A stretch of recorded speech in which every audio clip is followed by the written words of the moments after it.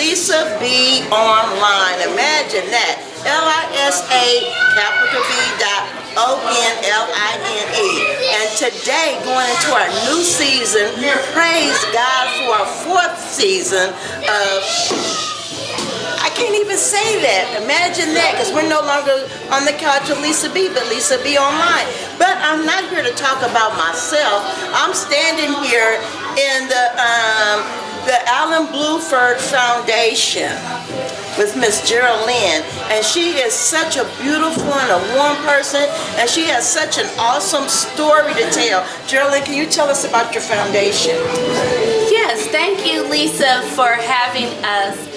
The Brown-Blueford Foundation, where we're housed at the Brown-Blueford Center for Justice, a place to help heal the community. Alan was my 18-year-old son. On May 6th of 2012, the Oakland Police Department killed my son. Since then, along with the community, family, and loved ones, we have formed a Justice for Brown-Blueford Foundation. We're here today because on December 20th is Alan's birthday. That's all right, baby. It's all good. Let them know. Instead of falling in our tragedy, we stand strong in our testimony. So here with the community, family, loved ones, supporters, we've come together to give back to those who have lost their loved ones. Today is December 18th. 3 years ago, we were at Laney College, where we celebrated Alan's birthday. Our keynote speaker was Angela Davis. The community, union members, family members, people from all over came to fight and speak out against this injustice that we all suffer. Yes.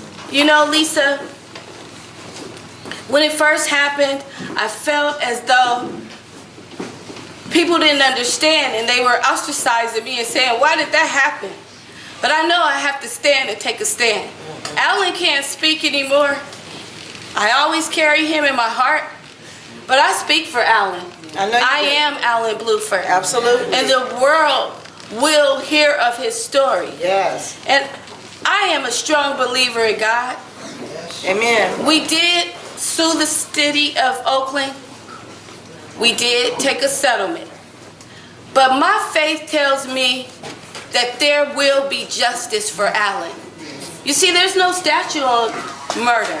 Right. And a lot of people think that it's said and done. But it is not said and done. And as God is my witness, I will fight until there is justice for Alan. And I truly believe that the God I serve will give me justice for Alan. Well, you know what? You already have the justice. It's just in the making. And you know, today we're having this celebration of life for Alan. So what I want you to do is tell us a little bit about Alan. Alan the person. Well, Alan was I know he was a beautiful person because you're a beautiful person. Thank you. Yeah, you can see how cute he is right here on my shirt. But Alan was a fun, loving, strong young man. Alan brought people together all the time. He was the friend that everybody wanted to have. He was the favorite from everybody. He got whatever he wanted from his dad, his sister, his brother. Everybody just was drawn to Alan. Alan would say cute things like, you know, I talked to my friends and I would say, get out of the room. And he wouldn't get out the room. He'd say, no, I want to listen. Or he'd say, Mom, I just want to hang out with you.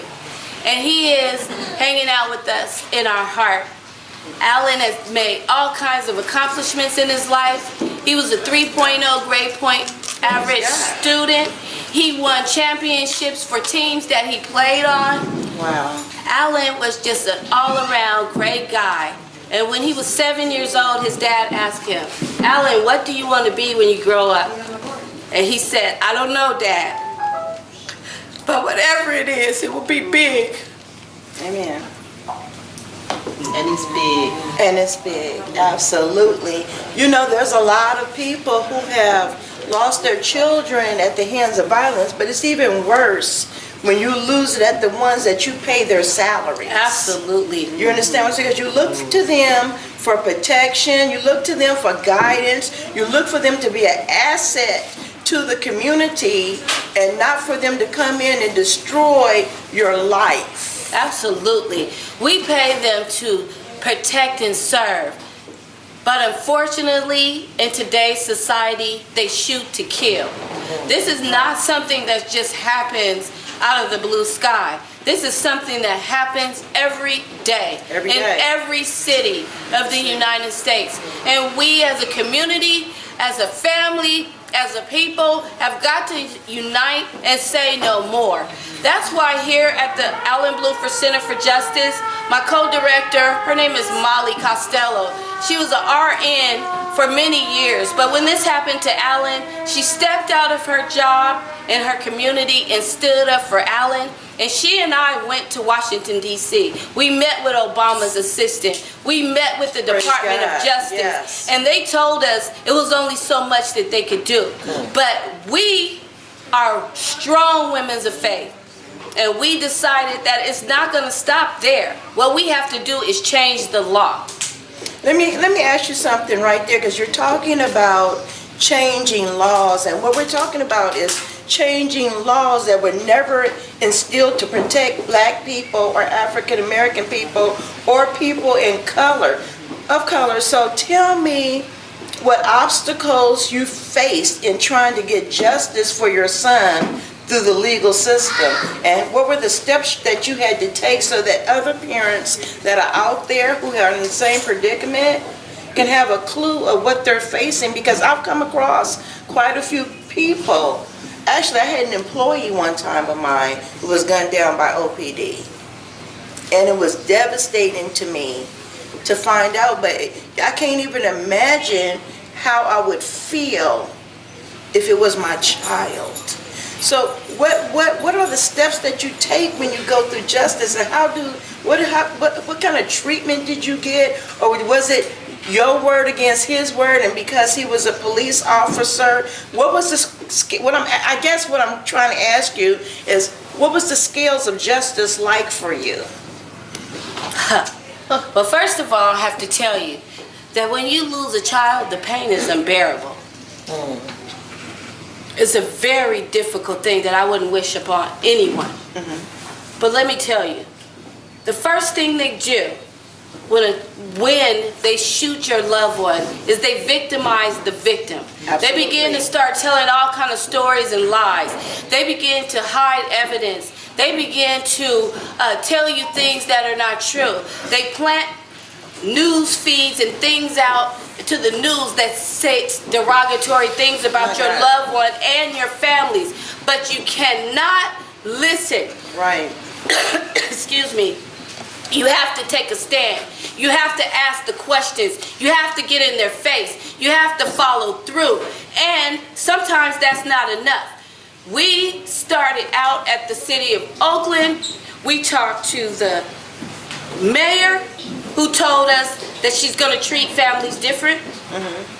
We talked to the city administrator. Was that Kwan at the time? That was Mayor Kwan. Okay. We talked to the city administrator that said she believes her cops. We talked to the police chief, who said that this was justified. So you were just a lie. We went to the DA, who said this was justified. We met with the assistant chief, who said it was justified. But I'm telling you, the God I serve, he does not take that for granted. Mayor Kwan is no longer the mayor. Right. Police Chief Howard Jordan was fired. They never say that. He said he stepped down for medical reasons. Right. But yeah, it's because all the lies that he told came to fruition. We found out the truth. The assistant chief resigned after 2 days. The city administrator got fired. So all the people that had things to do with Alan's case are no longer in office. But God said he make your enemies your footstool now. And I stepped right all over them. That's right. That's why I went from the city to the White House. You cannot You have to get your own answers. You have to hire an attorney. You have to, even if you have to march, even if you have to do speak outs, even if you have to, whatever it takes, do not listen to what they say, because they will lie, they will cheat, they will do whatever they can to make themselves look good, and they will throw you under the bus and victimize the victim, as I said before. But as we know today, Alan's legacy will live on. This is a part of the legacy today. Alan was a giving young man. He worked at Skyline High School. He helped the disabled. He served them. He was best friends with everyone. That's what we want to do. We want to give to those who have the same kind of feelings that we have, that go through the same kind of things that we go through. And, you know. Okay, you know what? Okay, now we're going to wrap up and talk about your healing, because I remember earlier when I talked to you, you talked about being very angry for so long, and you talked about now releasing the anger. And then I just want to ask you, after we talk about that, how can people get in touch with you to donate to your foundation? Because Lisa B Online has 44,000 monthly followers. Wow. So we want people to give. We want people to support you, because even though you might feel a certain way, there's people who can identify. Absolutely.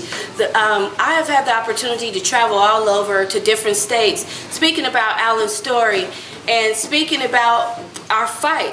And, you know, to God be the glory. I get messages and letters, and people reach me and say that I'm an inspiration. For me, that's a little bit like, what, me?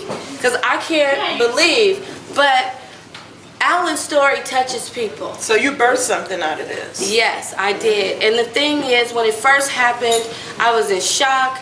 I was in turmoil. I was in pain. I spent the first year living through anger and sadness. I was mad at everything. I walked in anger. I cried in anger. I talked in anger. I did everything angrily. And this is the 4th birthday without Alan, and I'm tired of being sad. Okay. I just want to celebrate the life of my son. Right. And I don't want to walk around with this upsetness. So now I'm here fighting for justice, and this is a part of my healing. Okay, so how can people donate to you? How can people give to you, and what do you need? Just going to tell people what you need.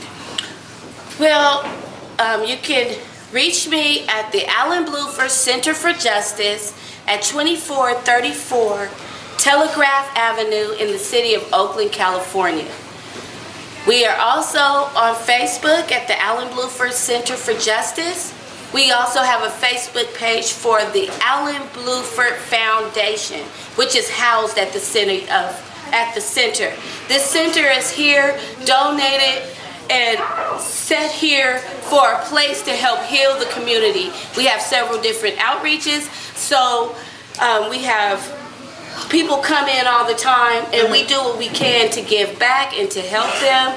I'm also on IG at BabyQT, and that's BAYEBEEQT. And also, again, my name is Jeralynn Brown-Blueford. Our telephone number here is 209-740-9844. Also, I have a wonderful co-director, a family of supporters, and Can we bring just your the commuters. co-director in? Yes, please. I don't know where she is. She's hiding out. She always likes to stay in the back and push me out to talk. But this is a fighter, and she's been fighting for justice all for 3 years with me.